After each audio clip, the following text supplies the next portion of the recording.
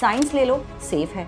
कुछ लोग बोल चुके होंगे कॉमर्स ले लो, स्कोप है। सबसे बड़ा प्रॉब्लम क्या है जब आप स्ट्रीम सेलेक्ट कर रहे होते हो? तो क्लैट के एग्जाम का पैटर्न क्या है? क्लास 11th में क्लैट की तैयारी कैसे करें?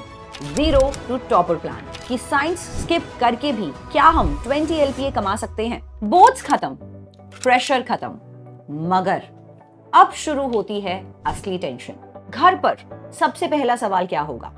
बेटा साइंस लोगे, कॉमर्स या ह्यूमैनिटीज?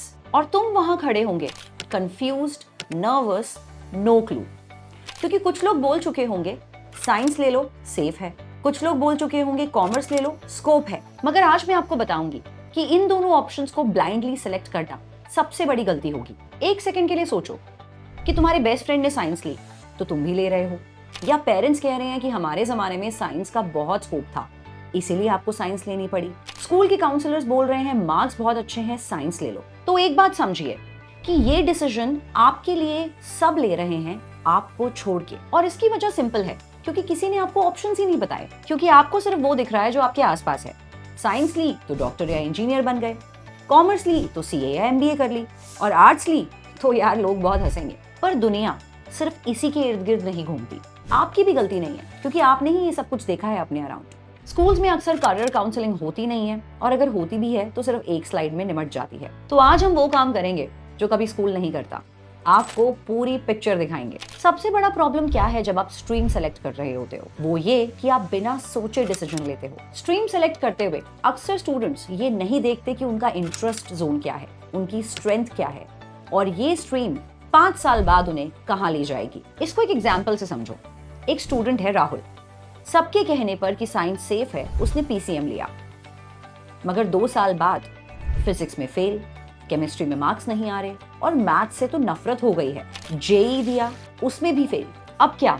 इंजीनियरिंग में या तो एवरेज कॉलेज या फिर दोबारा से शुरू करना। और दूसरी तरफ है एक स्टूडेंट प्रिया, जिसको अपने इंटरेस्ट पता था, उसे लिखना, पढ़ना और डिबेट करना अच्छा लगता था। प्रिया ने क्लैट दिया, लॉ क्रैक किया और NLU में सीट सिक्योर करी, और आज की डेट में प्रिया एक टॉप लॉ फर्म में काम करती है विद 18 लाख पर एनम पे स्केल। दोनों की कहानी में एक कॉमन पॉइंट था, क्लास 10th।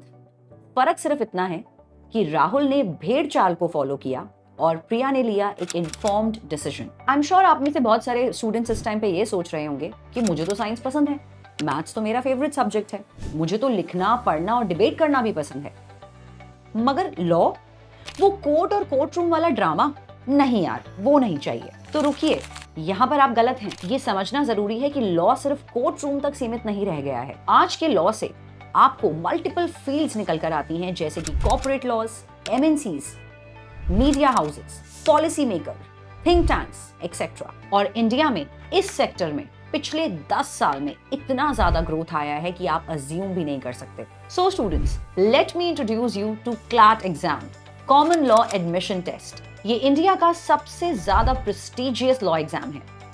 इस एग्जाम के थ्रू आप टॉप नेशनल लॉ यूनिवर्सिटीज में एडमिशन पा सकते हैं। नालसार हैदराबाद, NLS बैंगलोर, NUJS कोलकाता, इनके नाम सुनते ही लोगों के दिमाग में आपके लिए रिस्पेक्ट और बढ़ जाती है। और ये एग्जाम सिर्फ पर्टिकुलर किसी स्ट्रीम स्टूडेंट के लिए नहीं है, ये एग्जाम बना है स्मार्ट थिंकर्स के लिए। तो क्लैट के एग्जाम का पैटर्न क्या है? इस एग्जाम में 5 सेक्शन से आपको क्वेश्चंस पूछे जाते हैं। That is legal reasoning, logical reasoning, GK and current affairs, quantitative techniques and English section. इनमें से एक भी टॉपिक कोई रॉकेट साइंस नहीं है। अगर आप कंसिस्टेंटली पढ़ाई करते हैं, लॉजिकल थिंकिंग रखते हैं और लेक्चर्स रेगुलरली अटेंड करते हैं तो आप इस एग्जाम को इजीली निकाल सकते हैं। अब सबसे इंपॉर्टेंट बात, क्लास 10th के बाद वाला टाइम, ये आपके लिए गोल्ड है। क्यों? क्योंकि अगर अभी आप डिसाइड करते हो क्लैट एग्जाम देने के लिए तो आपके पास 2 साल का पीरियड होता है क्लैट की तैयारी करने के लिए। क्योंकि क्लैट का एग्जाम होता है जब आप क्लास 12th में होते हो, और इसके साथ साथ आपके स्कूल के सब्जेक्ट्स की तैयारी भी पैरेलली चल सकती है। तो अगर आज आप साइंस स्ट्रीम सेलेक्ट करते हैं, कॉमर्स सेलेक्ट करते हैं या इवन ह्यूमैनिटीज, क्लैट आपके लिए बना है। क्योंकि क्लैट आपका एप्टीट्यूड टेस्ट करता है, आपकी सब्जेक्ट नॉलेज नहीं। जो स्टूडेंट्स क्लास 11th में स्टार्ट करते हैं उनका लॉजिकल थिंकिंग स्ट्रांग होता है, इंग्लिश एरिया में कमांड आ जाती है, जनरल अवेयरनेस स्ट्रांगली बिल्ड होती है और मॉक टेस्ट में अलग ही कॉन्फिडेंस होता है। और जो लेट स्टार्ट करते हैं वो अक्सर ये रिग्रेट करते हैं कि टाइम पे शुरू कर देना चाहिए था। तो इस सीरीज के आने वाले एपिसोड्स में हम ये जानेंगे कि कैसे बिना साइंस स्ट्रीम लिए भी आप 20 LPA अर्न कर सकते हैं। हम जानेंगे कि बिना साइंस स्ट्रीम लिए 20 LPA is it a myth और अ रियलिटी। हम ये जानेंगे कि क्लैट एक्चुअली किसके लिए बना है। NLU जाने के बाद लाइफ कैसी होती है। CLAT versus CA versus engineering versus IP math, what should be your call.